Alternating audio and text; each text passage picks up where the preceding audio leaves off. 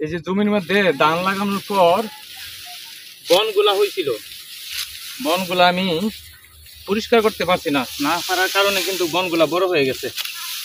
বড় হওয়ার কারণে এখন একটা দিক সুবিধা হয়েছে, কারণ এই যে ঘাস করতেছি, গাছগুলা কাইটা গরুর খাওয়ানো হইতেছে, আমার ক্ষেতটা পরিষ্কার হইতেছে।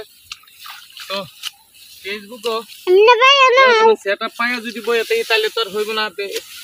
এখানে ইনকাম করতে হলে আমাদের তো ভিউ অবশ্যই আনতে হবে। তো ভিউ আনতে হলে আমাদের ভিডিওগুলো কোয়ালিটিফুল করতে হবে, একটু ভালো করতে হবে, তাইলেই তো আমাদের ভিউগুলো আসবে, তাই না? তো ভালো করতে গিয়ে আমাদের কি কি করণীয়, এখানে যারা কন্টেন্ট মনিটাইজেশন পেয়েছেন তারা কিন্তু একটা অ্যাপ্লিকেশন করছেন। অবশ্যই যারা অ্যাপ্লিকেশনের মাধ্যমে আনছেন তারা অবশ্যই ফেসবুকের কাছে একটা আবেদন করছেন।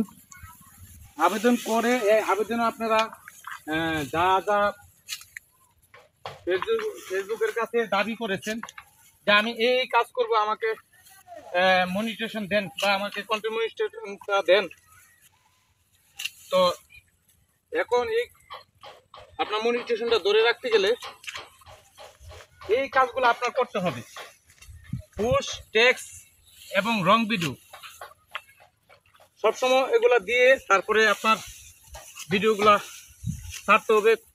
ফেসবুকে কাজ করতে হবে, নিয়মিত কাজ করতে হবে, লাইভ করতে হবে। অনেকে কি করেছেন ফেসবুকের কাছে, সেগুলো অবশ্যই কন্টিনিউ মেনে যেতে হবে। যদি মেনে না যান তাহলে কিন্তু আবার মনিটাইজেশনে আপনার সমস্যা হয়ে যেতে পারে। তো সেই জন্য আমরা আপাতত ধরে রাখার জন্য ওই কাজগুলো আবার আমাদের করতে হবে। তবে যে কোনো কাজে একটা সফলতা আনতে গেলে অনেকটা পরিশ্রম এবং ধৈর্য সহকারে আপনার কাজগুলা করতে হয়। যেমন আমি জমিতে লাগানোর পর সার দিয়েছি, জমিতে পানি দিয়েছি, তারপর এখানে দম দিয়েছি, দিয়েই কিন্তু আমি জমিটা একটু পরিপূর্ণভাবে তুলে ধরেছি না। তো এরকমভাবে আপনার ফেসবুকও সময় দিয়ে কাজ করে তারপর সফলতা আনতে হবে। তবে সেট আপ নিয়ে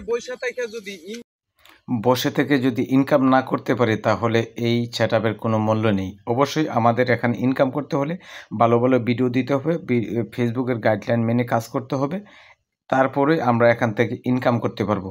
তো ভিডিওটা ভালো লাগলে অবশ্যই লাইক কমেন্ট করে পাশে থাকবেন। ধন্যবাদ সবাইকে।